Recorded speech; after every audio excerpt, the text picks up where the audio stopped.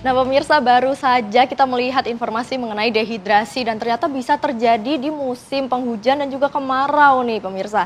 Nah dokter, kalau dikaitkan dengan influenza, ini apakah dehidrasi bisa meningkatkan resiko terkena influenza tipe A nih dok? Ya, secara umum memang dehidrasi akan mengakibatkan perubahan pada struktur tubuh. Tadi digambar, sudah digambarkan ya. Misalnya saluran lendir itu akan menjadi lebih kering.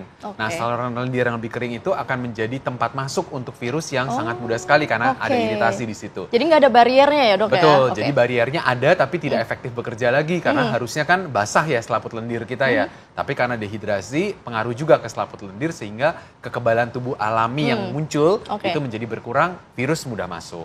Nah dokter, tadi kita membahas soal komplikasi juga nih dok. Kalau orang terkena influenza tipe A, bisakah dia mengalami komplikasi yang lebih parah dok?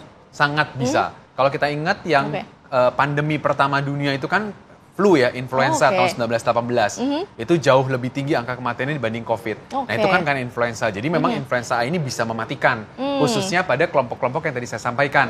Usia ekstrim ya, geriatri, orang usia lanjut, atau anak-anak yang sangat kecil, atau orang dengan komorbid. Nah orang-orang seperti itu yang harus diperhatikan lebih rinci, lebih detail, lebih awal. Sehingga tidak muncul komplikasi akibat influenza. Nah komplikasinya seperti apa tuh dok? Nomor satu paling sering adalah komplikasi di pernapasan. Jadi bisa gagal napas sampai butuh ventilator.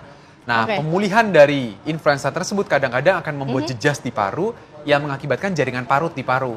Nah, yang jangka panjangnya akan bikin kemampuan bernapas orang itu menjadi lebih turun. Nah, karena dia faktor utamanya terkena di pernapasan, maka komplikasi paling tinggi jelas di saluran napas tersebut. Nah, keadaan tadi itu yang kemudian pada beberapa orang bisa berlanjut, bisa berakhir dengan keadaan fatal atau meninggal.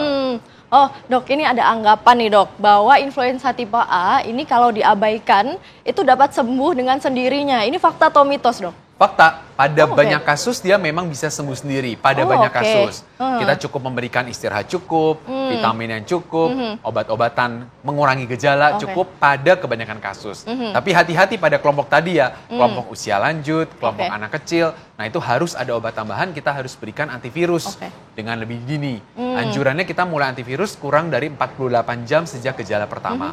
Nah itu adalah cara-cara yang kita bisa lakukan untuk mengurangi risiko komplikasi. Tapi memang pada umumnya virus ini sesuatu yang bisa sembuh sendiri asal kekebalan tubuh kita cukup baik untuk bisa mengontrol pembelahan virusnya. Nah dokter, tapi di masyarakat kita itu kan sering vaksinasi influenza. Nah itu dianggap bisa menjadi cara ampuh untuk menghindari influenza. Ini fakta atau mitos dok? Fakta, jadi memang yang bisa kita lakukan adalah vaksinasi nomor satu. Jadi vaksinasi influenza dianjurkan setiap tahun. Karena setiap tahun nanti akan ada perubahan strain atau tipe vaksin, tipe influenza, virus influenza yang circulate di dunia. Baik itu di belahan bumi utara maupun belahan bumi selatan.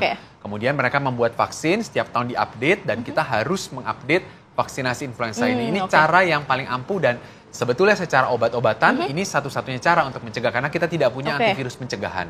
Jadi divaksinasi influenza. Nah dokter tadi sebutkan bahwa influenza ini bisa sembuh dengan sendirinya. Tapi apakah masih perlu vaksin dok kalau seperti itu? Betul. Tapi dokter jangan dijawab dulu karena kita harus jeda terlebih dahulu. Kita akan kembali sesaat lagi.